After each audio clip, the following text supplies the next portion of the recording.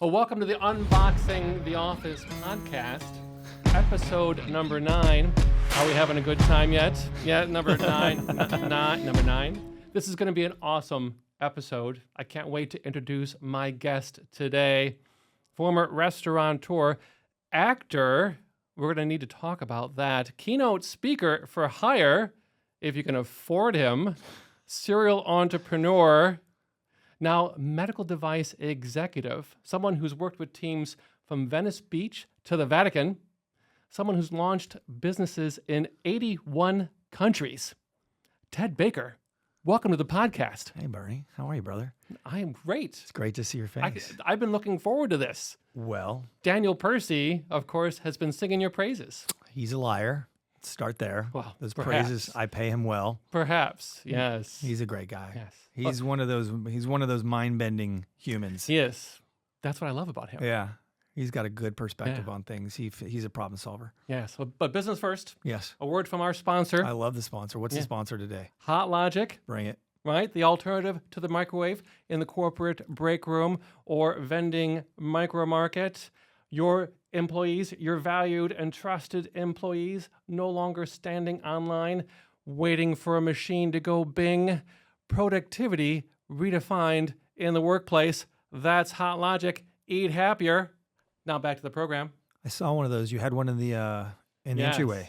We're doing a live demo right now. Interesting. It's a cool piece, man. I like Yes. that. That's good when you have like sponsorship that's something that you actually use and you like and you believe in. Well, isn't that what it's all about? Yeah, I love those people that have sponsorships, and it's like, yeah, I am I'm a cement company, and I'm sponsored by, Pillows. pillows. I love pillows. Yeah, pillows are great to sleep on. Right. But there's good as long as you're using and you like your sponsorship. I think that's the important thing. Yes, of So- course. Anyway, But medical devices. This is a business, if I dare say, you got into by accident. I don't know if I can. That's probably not the right way to frame it. But there's a story here. yeah, I don't know if are you ready to share that story of what with I'm doing the now. audience? Yes, how you got into Oh man, the medical device business? I don't know if I really consider it medical device. Honestly, I Sure. more consider it a solution for parents. He's referring to a company that's launching called Drop Band. Yes. So there's some medical device atmosphere to it, but really I look at it more like a lifestyle fintech with health and safety involved. It's Yes. kind of like a catch-all. So I don't know if I would say medical device. That seems very like we're gonna put a stent in your heart type of situation, which is terrifying to me. I hope I never have to have that. Or like I'm gonna replace your knee, which I may have to have at some point. The miracles of modern science. Oh, you gotta love it. I'm gonna stay just in the gray zone of let's just eat right and do a lot of prayer and do other things instead of going too far into the medicals or the modern science of medicine. As my grandfather once said, growing old is not for the weak. It's true. Yes. That's true. Yes. Oh my gosh, that's a good saying. It is not for the weak. No. I am growing older. I feel like I'm accelerated now. I was a late dad, so now I realize why our parents had children so young, because that's the way they could survive. Yes. Because we were such, Neanderthals. Yes. Like as a child, I was at least like running around the neighborhood and doing things that You weren't were necessarily. a full speed kid. You didn't run into walls. You sprinted into them. I tried to run through them most Yes. of the time. My Yes. mother, I feel bad for my mother. One of my earliest memories was when I was 4.5, I knocked out 8 of my teeth. I was doing a thing on a bicycle and I knocked out 8 of my teeth, and my mother had to take me to the dentist on a Sunday and be the dental assistant. I just remember looking there and my mouth, I'm just bleeding profusely all over the place. And my mother's got blood all over her and she's looking at the dentist and trying to assist the dentist. That's in his house. Like he Wow. was like a neighborhood dentist. We just went to his house. Right. And it was alarming as a child to look at your mother and see the look and the fear in her eyes. And you're like, what are you so scared about? I'm the one that's bleeding. But yeah, I was a reckless child. I was a Yes. reckless child and then Yes. turned into a semi-reckless. My wife would say I'm still reckless. I don't know. Maybe not so much physically, Not as much. but as an Not as entrepreneur, much. as a serial entrepreneur. I'm not as risk averse as many would like Yes. to engage with. So So we're going to talk about culture, but we're going to dive deeper into the background of this gentleman first. all right. What was the impetus behind getting behind the drop product, if I might be so bold? Well, my daughter, honestly, I think that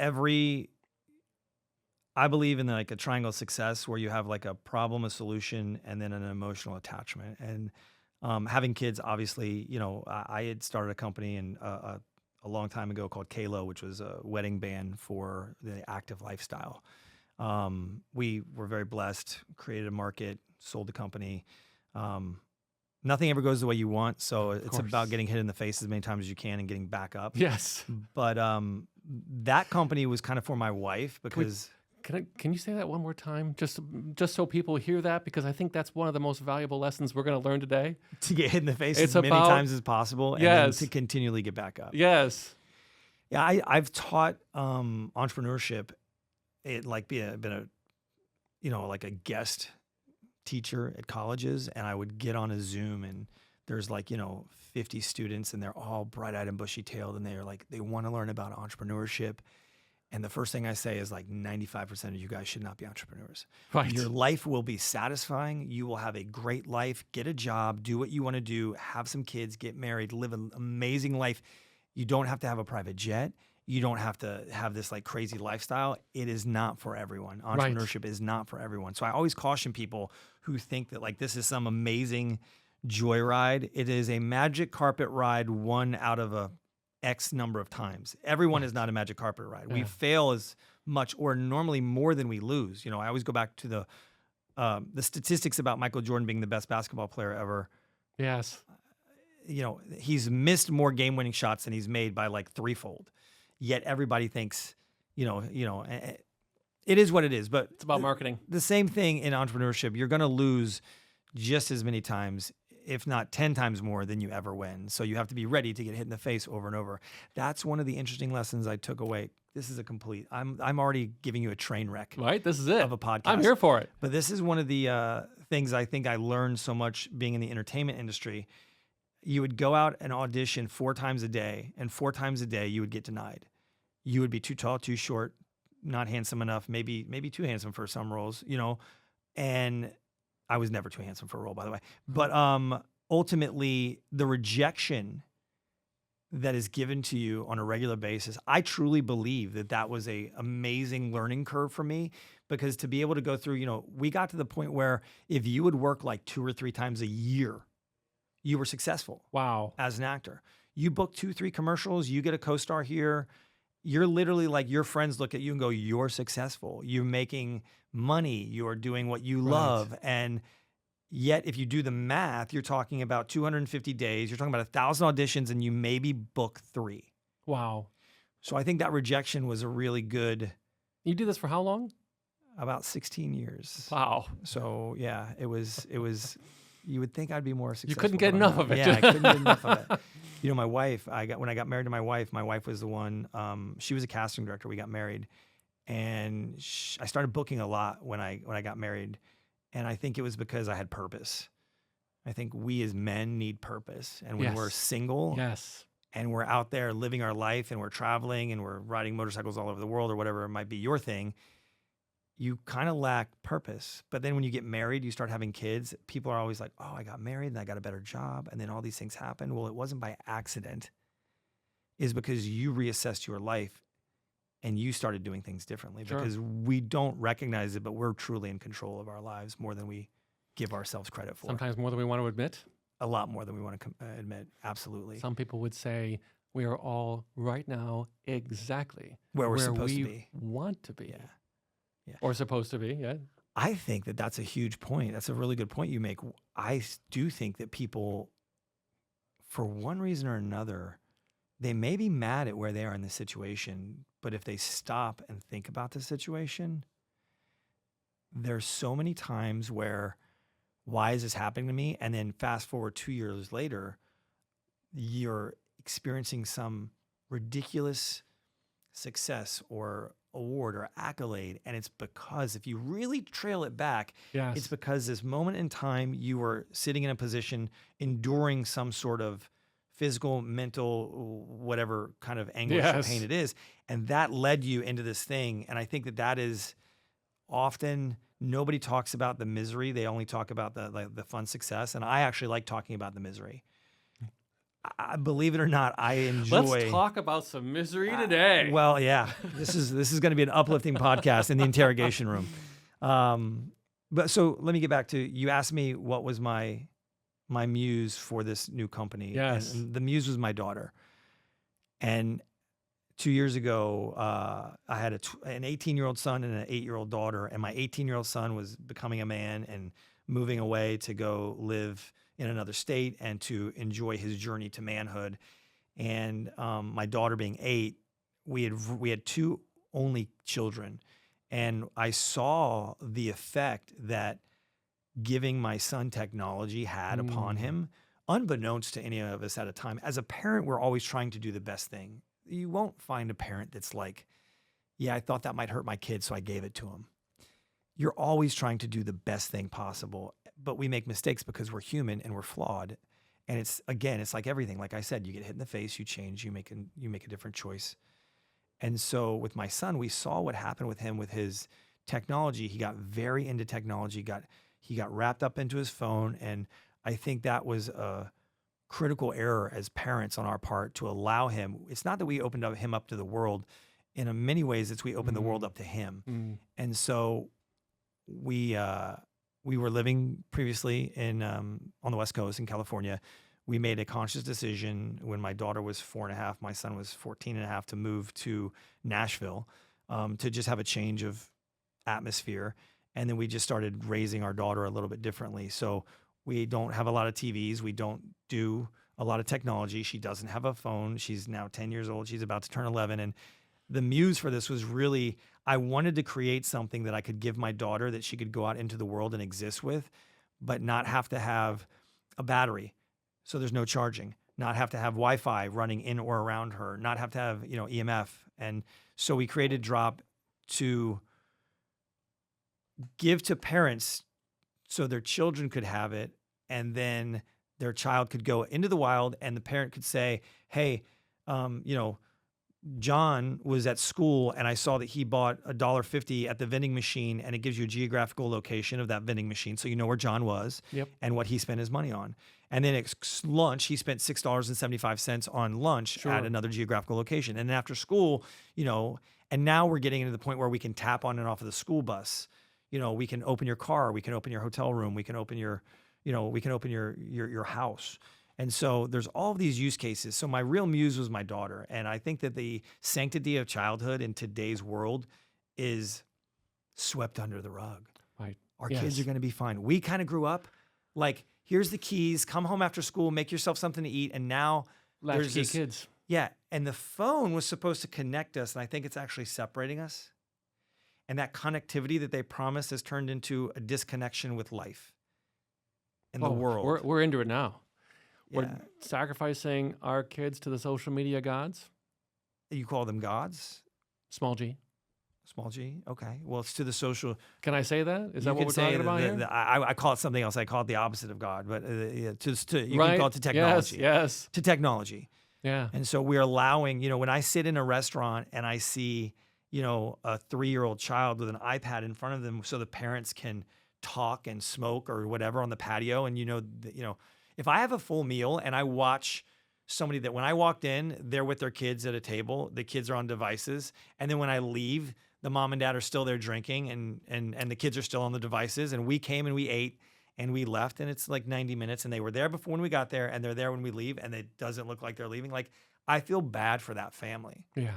I feel bad for those kids. Yeah. And so we're letting, we raised ourselves in many ways, right? Yes. Our generation was kind of like, I was raised by my neighbor's kids and our gang. Yeah, what we were doing on the street, we were playing stickball. That's why we're knocking out our teeth and breaking bones and riding our bicycles over to some, other neighborhood to either play a game with them or to play basketball or to see a group of girls or whatever you were doing at that point. We were raised amongst our peers, and now they're being raised by technology. And I think that's a huge red flag for me, and the opportunity to create something that can I'm not saying I'm going to be for everyone, but to take a stab at it, to be like, how, if I can give a parent, hey, instead of giving them a phone at 10, they get a phone at 12, that's 2 years that the brain just completely grew. Right. And two of the most formed. important years of that child's life. I told my daughter she can have a phone when she drives. Wow. She doesn't need a phone before she drives. She's like, Dad, I want to drive at 12. She can drive right now, but like until she gets her license, she can actually drive on the farm, and she's great in the gator. I told her how to power brake and come out of corners and all the fun stuff that you need to know as a 10-year-old. Well, she's gonna learn to drive when she's little. You got to learn to shoot and drive when you're really Right, young in the country, right. you know. So We'll talk about guns later. okay, we can do that. We're in Tennessee, right? This is what it is. Well, I mean, I'm sure there's guns somewhere. This is a home, so Yes. I'm not uncomfortable. It's fine. No comment. But so connection Yeah. is something that's important. A friend of mine just shared with me the other day that by the time your child is 11 years old, your influence over them is gone. They're now being released into the world, school, friends, and whatnot. And their ability or desire, or I should say, capacity to receive influence from their parents at the age of 11 is reduced substantially. You just gave me tingles sitting here. I had that effect. You are a very handsome man. I'm sorry. That's such a powerful statement, and it I don't know if it's true. That's what I've been told. right. So let's assume for the conversation that it's true, or that there's some form of it that's true. If you don't want to say it's 11, let's say it's by 12 or 13 or whatever it is. Regardless, time is so fleeting. Time is so precious. You know, people always want to think that, you know, it's money, it's power, we're led by these things, and really it's time. Yes. Time is what we desire. Sure. Yes. I mean, when we pray in our house and we pray for, I always pray for love. I pray for health. I want our family to be together, and then abundance. But like that is all wrapped into, none of those things matter if you don't have time. Yeah. And so as parents, it starts to just fly by. And that's one of the reasons why, you know, in my past, I've made decisions in my life to exit a company or stop working on a project or whatever, because I need to take a step back. Actually, this has been, you know, the most impactful summer. We're at the end of the summer now. My daughter just started her ballet school. Irrelevant to the podcast, but we were able to go we normally go to Montana in the summers, which is kind of like our thing. Great. And this year we went to Europe early and then came home for 2 weeks and then went to Montana. It's been the best summer of my life. And it's because, I mean, I'm working on something I'm passionate about. That's very important to me. I'm a workaholic. I love to work. You know, behind, you know, our family, our faith, it's like, I love to work. I really do. And so I'm working on something that I love. I'm working on it with people that I love. That's important. That's another thing. That's a critical factor. We're going to talk about that. Okay. And then the fact that the time that I've been able to spend with my family, and my wife is in a better place. I'm working on things that we both believe in, that we're both aligned on, that we see the potential for how we can impact other families, other children. But to your point, the ability to connect with our children and the ability to put the technology down. And I'm a culprit. I am like, Yes. I've seen in myself how I've had to make choices. You know, I now own a light phone. My buddy of mine, Kai, started a company called Light Phone in like 2014. I don't know about this product. Yeah, it's an amazing product. It's so his phone is built for the non-techie. Okay. You know, so imagine, you know, when we were kids, I don't want to date myself, but okay, I'm not going to date myself. Let's just say this. The phone does it does instant messaging. So you can message. It does phone calls. Wait, the phone has a phone? Yeah, the phone has a phone. That's important. It messages. It has a phone. He added maps to it so you could find out where you're going. And I think there's a calculator and a camera. Right. And that's it. Wow. So there's no web access. Yes. There's no, you know, My mother needs this phone. And it's amazing. It doesn't run as hot as course. the other phones that I Yes. don't need to name or whatever. It's a simple phone. It's made really well. He worked for Motorola, I think, back in the day, and he was like, I just want to create a phone that's just a phone Right. because I don't want to get distracted. So Can you connect it with a cord? Have it like chained to the wall? Let me tell and you. can't go 12 feet away? So my daughter doesn't have a cell phone, obviously, but she does have a landline. And when she wants to call her friends, Oh my goodness. she picks up her landline, and all of our other friends make fun of us because I'm like, yeah, Matt got a phone, and they're like, what kind of phone did she get? Oh, she got a landline phone, so she can call you and she can talk to you. It has a speaker, so she can speaker it if she wants.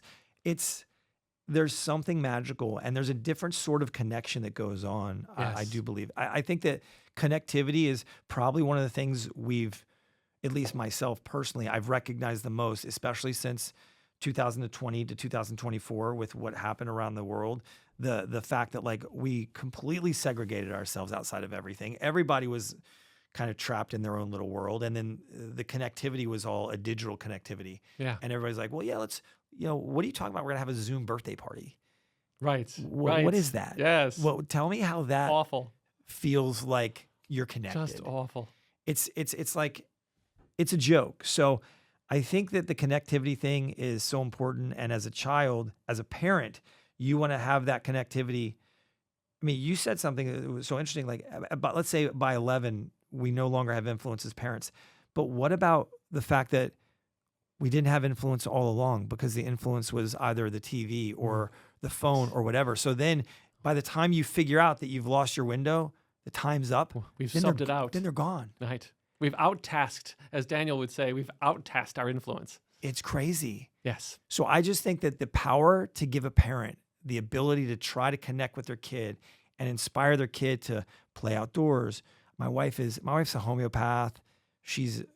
If we lived in like the 70s, we would be the hippies for sure. Right. Right. But she just lives a different way in general, and she inspires me so much. She's like one of my favorite people. It's crazy. That's a good I got to thing. marry one of my favorite people. Right? You're But- a very lucky man. Yeah, seriously. So she lives by that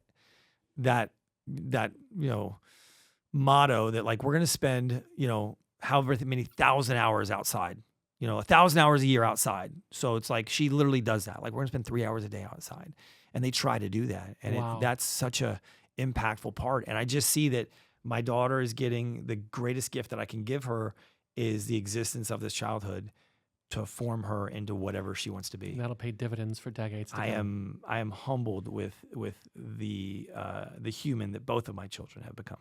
Well, the speaking to connection, as you suggest, I have found, and I've always thought I was unusual, but when folks suggest a Zoom meeting, I will always, very often, in fact, provide the option of a traditional, or I like to describe plain old telephone service or POTS phone call via cell or otherwise, because in my world, in my experience, I found I'm able to connect with someone much more effectively over an audio-only phone call than Interesting. a video phone call. Wow. Because this is a working theory. Huh. I'll spin this out. First time I've actually disclosed this publicly, but in my mind, again, hypothesis, being presented a moving image of the picture of the people you're talking to tricks the brain into thinking you're in the physical room with them. You're not in the physical room with them. Interesting. So you're not receiving their presence. And so your brain is confused. And so you're not able to establish a proper connection with them. Whereas alternately, if you only have an audio connection, you're not playing that same game with your brain. So I'm weird. My friends will confirm this. So for me, I always prefer an audio only call because I Interesting. connect better audio Wow. only. Some people would say it's because I'm old, but I don't know. First of all, you're not old. I'm pretty sure I'm older than you. But that's really interesting. I always prefer in person. yes. I think that, especially in business, my wife has many times not understood why I'm flying to a foreign country for 3 days. Yes. To spend a day to go there, a day to have meetings, and then a day to come back. And then I explained to her, this is the only way I know how to get things done because I can only achieve what I need to achieve by physically being there. Yes. I find that the phone is, to me, the phone. I'm the opposite of you. I prefer to have Zoom if I can't do anything. Sure. Yep. Because I want to engage and look in people's eyes in some respect. Read them. Kinda. Yes. I mean, I think body language is very important. Yes. No doubt. And engagement. And I am if nothing else, I think I'm passionate about what I do. Yes, you are. People are always like, my gosh, you're so passionate about this. I'm like, what's greater than your kids? Nothing. I mean, like, it's everything. And that's why I think that, like, we don't have to talk about politics, religion, or whatever else, but I think that the world should be run by parents. Yes.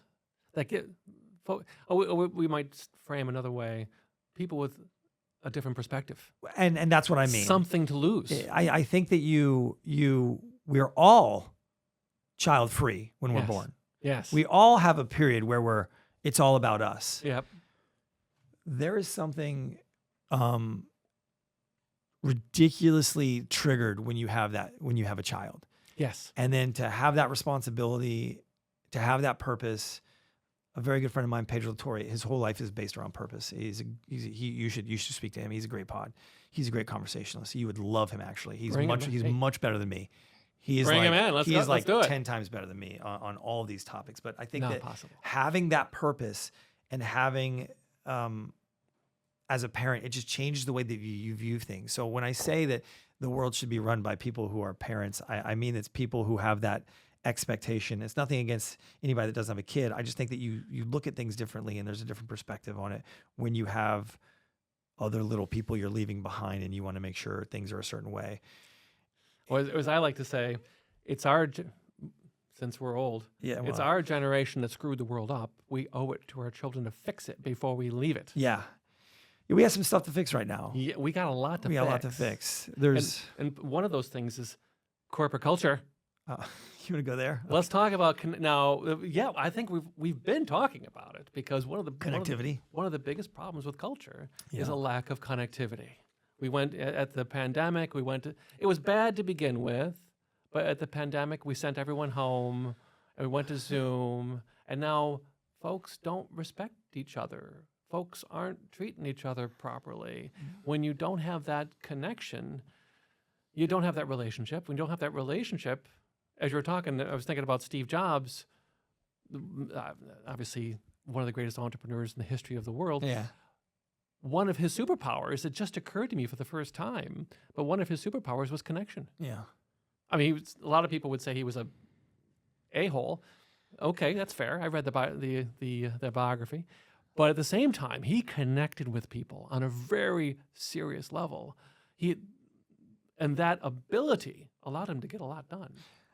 I think for myself, I think that's probably one of the biggest things. And when you talk about corporate culture, I think that I've made mistakes in companies that I've run, I've been a part of in the past. I think we learn and we go forward. Anybody that knows me and dealt with me, especially executives, my executive team that work with me, I always really tried to make a very deep connection with them. Not only on a business level, but on a personal level. I have a theory that if you're not happy at home, you're not going to be happy at work. No. Like there's no way you don't Facts. you don't leave a terrible household at home and then come to work and have a great work life. No. And at the same time, the flip of that is it's a lot easier to have a better household at home if you have a good work relationship with your peers and everything. I think that corporate culture has been completely spun out. I think that there are societal issues that have affected corporate culture. I'm a firm believer in you hire the best person for the job. I don't care what they're black, white, yellow, brown, green, blue. It doesn't matter. I am who's my top performer guy? How does someone get along with their other employees?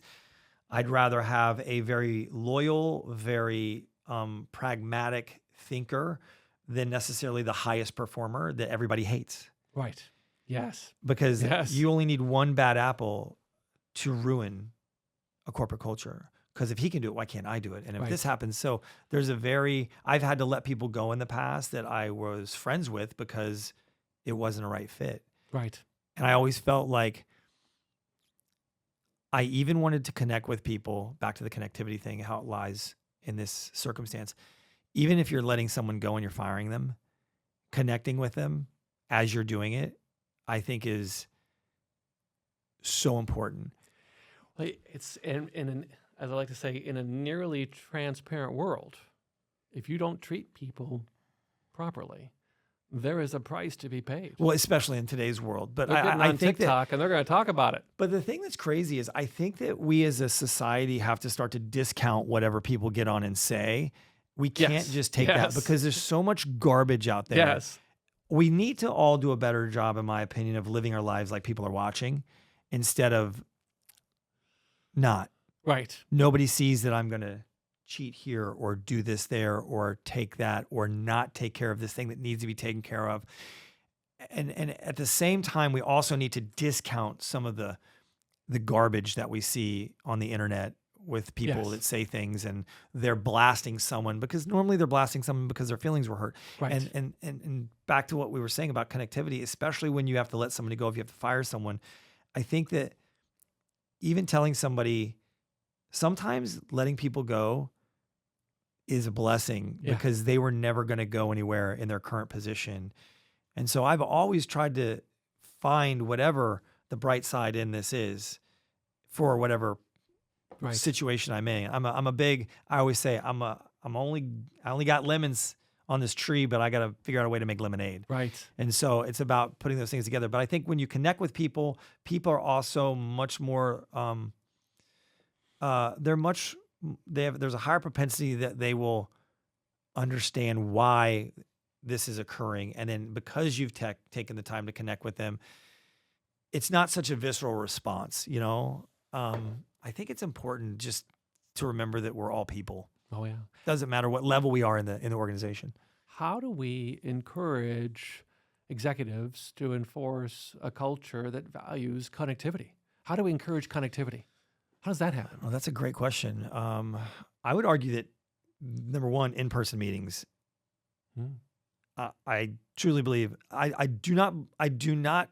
So no work from home? I do not subscribe to the ideology that you have death by meeting. Sure, of course. And I also am not completely opposed to some aspect of recognizing that people at times need to work from home. Sure. I am, like my kid's sick. Right. Can't go to school. Yeah. I'm going to take a day, but I'm going to work from home. Even if I show up, I'm going to be distracted. It's not productive. Exactly. So I'm just realizing I'm kind of a hybrid of all these things. I believe in connectivity. I think you have to meet in person. At the same time, if you're unable to do something and you want to work at home, I'm all for that. Don't take a day. Give me the hours I need. Show me the productivity that you did. Attend the meetings that need to happen. Be involved. Don't take a day and then come back because ultimately, yes, your child is sick. There's a cable guy coming. Something happened to your dog. Who knows? Life happens. Yes. And we're all in this thing where we all believe that we should all have everything we want, which is not really the truth, but neither here nor there, the entitlement. But it's a separate pod, totally. But I think that the ideology that we have to have the connectivity, knowing that we're going to be unconnected sometimes and then dial back in. It doesn't mean that you have to respond to me on Sunday at 11 a.m. when you're going to church or when you're doing whatever. It doesn't mean that you have to respond to my text message at 12 a.m. at night because I'm up working does not mean that you have to be up working. Yes. So I try to be very, very understanding when I'm texting people and emailing people. Sometimes people I work with, they'll know I'm sending an email because I'm not a big email guy at all. Like emails are not, my inbox is not a place that anybody should actually ever go through or look because there's things that I will completely miss. I tell most of my close people that I'm like, if you send me an email and you need me to actually check it, you need to text me. Yeah. And say, I sent you an email at 9:32. We're all like that. That's how everybody is now. So ultimately moving on from there, I think that there's the connectivity, you have to take advantage of it when you have it. So then it doesn't have to be all the time, every day. Like any relationship, a little bit of distance can be okay, but just not a lot. So how do we instill connectivity? How do you instill connectivity? Like, do you do something in particular that? I started this podcast to try to find that answer, and we're still looking. I think that eating together is important. Yes. Which is interesting because your little thing you did, your little promo. Right? Hot Logic promo. That's a really interesting. I will tell you this. Breaking bread with another human is one of the things that I think that you should do before you do business with anyone. Of course. Oh, yes. Like yes. I am always like, people are like, well, let's do this. And I'm like, okay, well, when am I going to meet you? And they're like, what, you want to meet? I'm like, yeah, can't you just send me a contract? I'm like, no, that's not going to happen that way.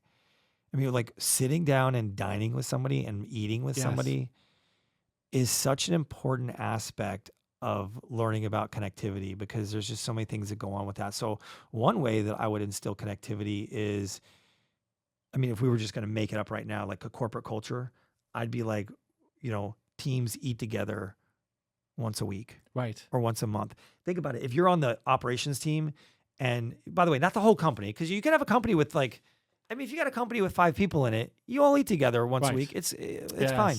If you got a company with 500 people in it, maybe teams break up and eat together. I think that's an interesting thing. Like if I was doing that, that might be something that I would want to institute or at least promote. Do folks, I mean, as I've described this before, going back to the ubiquitous Steve Jobs analogies, Steve didn't believe in task lists. He didn't believe in KPIs. He didn't do that. He took you and he went on a walk. Right? Oh, yeah. You spent time in the woods, right? That's a management meeting in Steve Jobs land. I used to meet my chief sales officer and we would take a hike, and that's what our meeting was. Right. Yeah. And not to put too fine a point on it, but that man had a more dramatic impact on the business world than I'll say any entrepreneur in history. Yeah. Maybe Elon Musk will be on his will be fast. And there's a whole separate conversation about Elon, but there's the evidence. Yet you look at, and I won't beat up on corporate America too much, but you look at Wall Street and you look at the reward systems that are put in place, and you look at the process, the technology, people, process, technology, that of course that they enforce, and it's the complete opposite. They flipped it upside down, and it's not self-serving; it's actually pulling it all down. Yeah. And I'm wondering, what do you have to do to make the point that we're doing it wrong? Yeah, you just made me think, with the advent of AI and the way everything is panning out right now, I think that connectivity is probably going to be the most important thing in corporate culture. Oh, yes. If it's not already, I'm sure it already is. But this is, I came into this not really knowing what we were going to talk about. So then here we are, and you're just making me think. But if I had to say, like, one of the most important things now, after like sitting here, like with so much AI going on and everything else, connectivity. And like right now, I have people all around the country, and in fact, actually all around the world. I got some people in Europe and UK, and then here in the United States. And I've seen all those people in person, actually, in the last year. You've been in their presence. Yeah. And that connectivity is super important. And the connectivity of being with them in person once a quarter or whatever, I think that makes a big deal. So you're making me really rethink this about how important it is. And I think that the breaking the bread thing is, I'm going back to that in my head now. All of my really close business associates, partners, we always, you eat together, you tend to things just come out naturally, as opposed to, I think there's a stigma, goodness gracious. I believe there's a stigma when everybody's like, you're getting ready to go into a meeting, everybody prepares their notes, they know what they're going to say or fight about or promote, and then everybody goes into this meeting room and it all happens and everybody's got everything, as opposed to like, what's the real, what's behind it? Because so many times people will be promoting an agenda. Right. And then you just think that that's the guy's agenda for whatever reason, until you find out, oh, that agenda is based in this thing over here because that is tied to something else. And then it's like, you figure out the why behind that agenda. And all of a sudden the agenda seems like you see it differently. Yes. I mean, I love Simon Sinek and his what's your why, that whole thing. Like years ago, I was a big, huge proponent, and I still follow him. I think he's genius. But big fan. I'm telling you, finding out you find those things out when you're eating together with people. And not to do a gratuitous advertisement for our sponsor, but it's a very real issue that in the modern workplace today, it's every man or woman for his or herself. Lunchtime comes, they're wandering, as I say, wandering into the fast food wilderness, It's crazy, ordering right? fast casual delivery or grabbing a little paper bag and eating a salad in the corner instead of taking the opportunity of enjoying the community of their coworkers, right?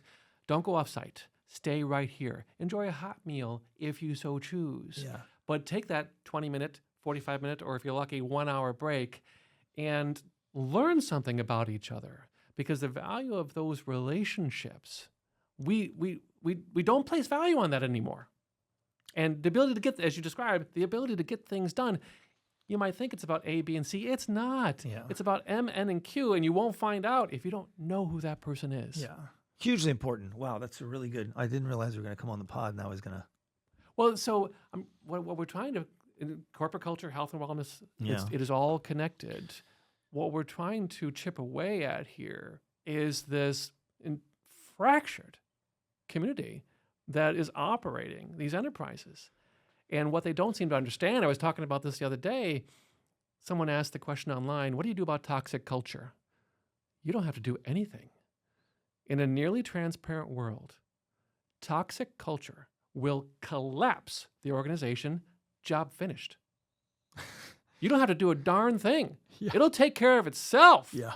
And then the two guys operating in the garage who with AI are able to go toe-to-toe with that Fortune 500 company I'm telling you. are going to be the next, and this was Silicon Valley. We've Yeah. seen it, and we're about to see it again. Ah, But if you don't fix your culture, you're done. I couldn't agree more. I couldn't agree more. And the toxicity of the culture of a company will be the downfall. Right. It will be. So you're right. It will actually fix itself one way or another. So I apologize for taking us down that rabbit hole, but but it's something that it's near and dear to our hearts, which is why we're doing this. But okay. So no, it's interesting. It's interesting. And also, I mean, we just pulled that back in because of the sponsorship thing, but I think it is really important. And people, especially leaders in companies, they have to be aware of what's happening and present, and that's one of the things like that's why I love like when I start my own things that I do, because I want to lead them a certain way. right. And I think there is so much to always be learning. I have a friend, Ricky Ayers, right now. She's writing a book on leadership, and I'm always like jazzed to hear what's the next chapter, or what are you doing? Because I think that people need to assess how they lead. And when I say lead, I mean that the ops coordinator can be a leader. It's not just the Yes. CEO. Yes. It's not just the Right. CFO or the president or the founder. Leaders in an organization, I believe we should strive to only hire leaders at every level. Agreed. There If you're is- in front of a customer, even if you're not a manager, you're a leader, because that customer looks at you as being responsible for that organization. and it's like that in the military. You will be in the military and you will see, Yeah. you'll see a sergeant and you're like, why is everybody following that guy that way? Right. He's a leader. So now there's this, I'm going to say it's a cliche at this point, this moniker, servant leader, Yeah. is the title everyone lays a claim to. I'm of course, you could imagine my opinion of this. How do you define? I mean, not what everyone's doing, right? But the true role of a servant leader in a large enterprise.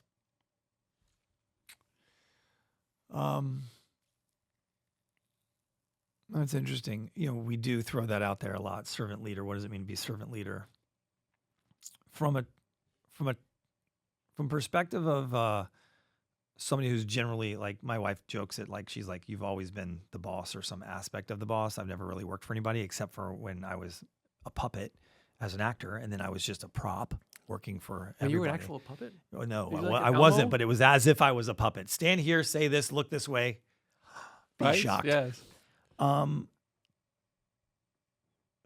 The idea that we all are serving someone is very important. I think what is lost in a lot of leadership roles is that here I am leading, but I'm at the top of this organization and I get to and I'm directing. directing people to do things and leading are two different things. They're not the same thing. Yes. And I also say that managing people and leading are two different things as well.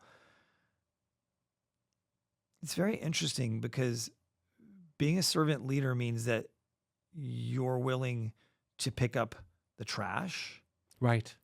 that you're willing to sit down with the person that is a level or 5 levels below you because it looks like they're having a bad day. And how are you caring for them?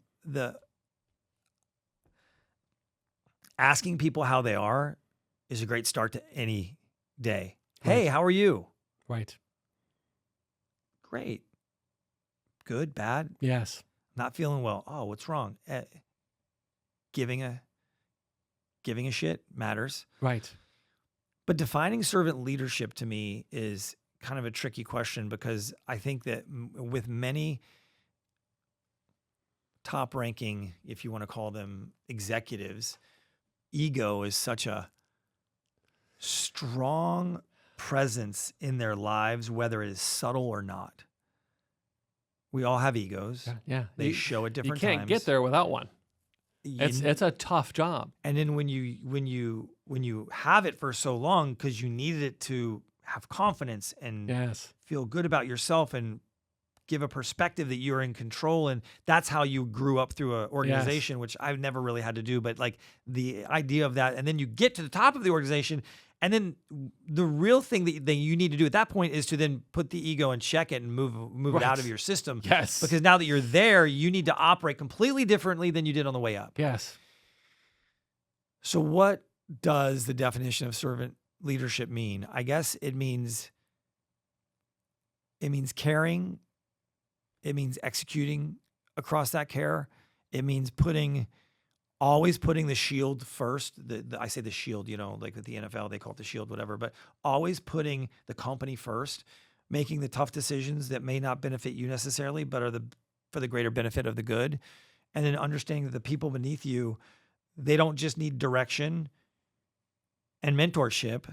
Sometimes they just need, it could be like, we don't hug anymore in corporate Right. world, but if you could, they just need to know that somebody's there and they care. And I think caring about I think we have to do that with our companies. We have to do that with our families. I think it's a trickle down effect. And, you got to be everybody's uncle Sure. in a way. Oh, But leading is so tricky because also to give some leaders a get out of jail free card, I'm also a proponent for leading different people different ways. of course. Some people need to be challenged. Yes. Some people need to be applauded. Right. Applauded. Yeah. And then you have to take that and then communicate that, well, this is the way X person I communicate with. This is the way I communicate with Y person. And I do. I think I'm very guilty of that. I'm very guilty of managing and leading people differently who I believe need to have different talk track. I'm one of those people that you can tell me something 1,000 times, and it's only on the 1,001st time that you tell it to me, and you tell it to me with a different inflection in your voice. I go, oh, I never heard that way. And then I change the entire way I'm doing it. Right. So how do we take enough time to figure out how to communicate with each of those people? I think a lot of it is psychology. Being a leader is also marketing. Business today, I think so much of it is psychology. Yes. Figuring out how to communicate with those people. But, not to run this all back again, but you got to connect with the person to know how to talk to them. What I like to say is we need to move slower and do more. Which is It's like the alternative to most everybody. That move fast and make quick decisions. Fail fast, move forward. Well, it's counterintuitive. But if you look at the great, who would you provide as an example for the great servant leaders of our time? There's one. There's a question for you. You have to take out the fact that they don't have to be loved. Agreed. I know a guy who is probably the largest, in my life. He's the one that's mentored me the most with this. His name is Jeff Green. amazing human being. We got to get him on the podcast. He's a gang. You wouldn't know he's a gangster, but he's a gangster. He's a business gangster, man. This guy he's really amazing. And nobody would ever know him really. I mean, like the people in his community would know him, but the manner in which he lives and he serves not only his businesses, his family, his community, people that he has no relation to, he has no commitment to. So I think that I don't have an answer for you as far as like a well-known person, but I know that in my life, I have someone to think about.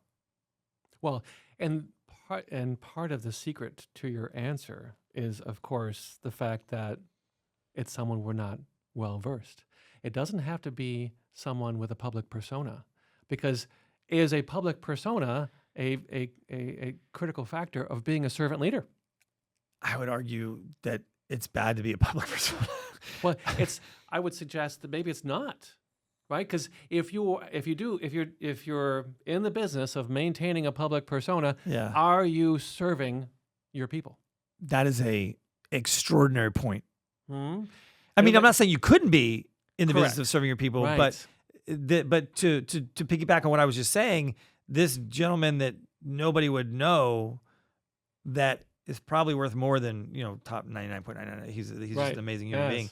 being, and has helped so many people in his community and around. And it's literally just one of those people that, like, whenever I call him and he answers the phone or responds back to me, I'm always so humbled again, because I'm like, man, you are so busy. You are doing all these things and you're returning a call. And I've known the guy probably for 25 years. Yes. And we've just had this amazing influx. So I think that maybe one of the points to this is finding someone, whether they're publicly known or not, I think it's important for people to have someone that they can kind of look up to. Like sometimes it's people's father or their mother, it could be an uncle or it could be a business associate, but finding people that you can kind of tread off of and watch what they did. You like the way they live. That's what it was for me. I liked the way he lived. I liked the way he treated people. I liked who he was. And then we wind up becoming friends. And then I just kind of patterned what I was doing after what he was doing. I mean, his wife is amazing. Like I think my wife is amazing. He told me years ago, he was like, oh yeah, I'd like to keep things in the family as much as possible. My wife's sister works very closely with me. She helps me, like, in this world that I live in right now. My sister-in-law works very closely with me. It's probably one of my closest people I work with. She's kind of helps me with a lot of the business that I do as a support member of the team. And I think that, like, we just find people that, are doing things a certain way, and we go, I want to live that way. It's important to note, you mentioned you prefer to not do business with someone you have not met. Some people have the additional rule of not doing business with someone whose spouse they have not met. That is a great point. Yeah. Okay. I've met folks like that. I will tell you, I am also one of those people where, if depending how deep we're getting into business, I definitely want to meet the spouses. Right. And the kids, and observe the relationship they have with their children. And that will speak volumes about the person. Volumes. Notwithstanding exceptions to every rule. Of course. But you bring up a very good point, because I have been known to inquire, or, hey, let's go out. I'd love to meet you and your wife before we pen this deal or ink it up or whatever it is. That's a huge thing. You bring up a very solid point there. So let's talk about, so if we recap on servant leader. Oh man, it's such a hard one. Someone who provides leadership. The secret's in the name, of course. Someone who serves, right? Someone who, I think you mentioned, it's important to observe the way they live their life, right? And how they treat others, right? Very. So, but protecting the shield, I think, is one of the most important things. They protect their flock. Well, they're protecting what their job is. So, as an example, the CEO is supposed to be fiscally responsible for the company, and they should be bound to make decisions that are best for the company. And those sometimes have to be, sometimes you bend on those certain things, but at all times you have to have it. There has to be an even flow of it. Yes. So I think a servant leader also is someone who understands the mission. He signed up for this mission. He's been hired to do this job. And that is the ultimate goal. And when I say that, it's because sometimes again, you have to let people go that you love, Yes. that you really like, because you're at a different place in the business. Someone that got you from point A to point B may not get you to point F. Been there. And so then you're like, it's time to make a change. There's repurposing of that human capital, but also there has to be, we are focused on a goal and moving in a direction. And hopefully the direction, the goal has the right heartbeat and value. Do you think at the board level, because the CEO obviously is making decisions, they work for the board. Do you think the boards understand? Are we getting to the point where we're starting to understand the value of connection, of culture, of servant leadership? Or is it still just quarterly numbers, KPIs, It depends. dashboards? That totally depends if you're a publicly held company or if you're a privately held company. I think that's the biggest thing there. Publicly held companies, Damn the torpedoes, man. This is war.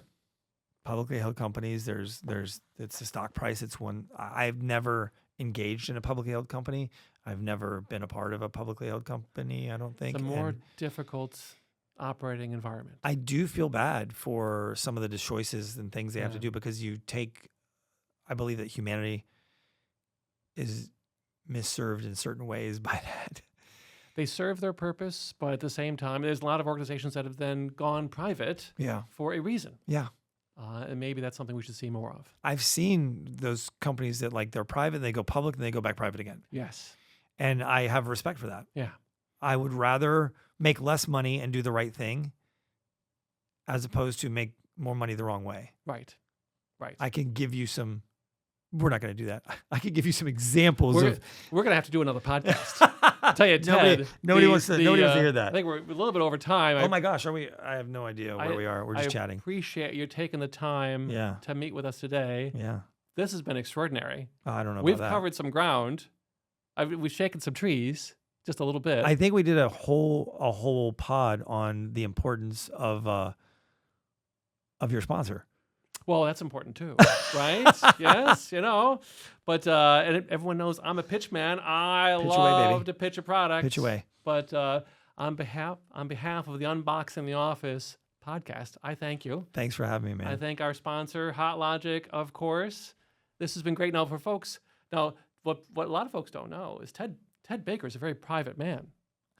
Yeah. Anonymity is a warm blanket. This is not an everyday thing for me. Right? I definitely don't come on a lot of pods. So if someone is looking for more information on Ted, they're going to have to call me. Yeah, because that's great. Call you. If you know, Cheers. right? Cheers. You might not be able to afford this man anyway. So we appreciate the time that he has provided us. I appreciate you having me. Thanks. It's been fun to chat, man. Appreciate you. Thanks for making me think. We're going to do this again. You're making me better every day. Likewise. All right. Thank you. Take care. And that's the podcast. Peace.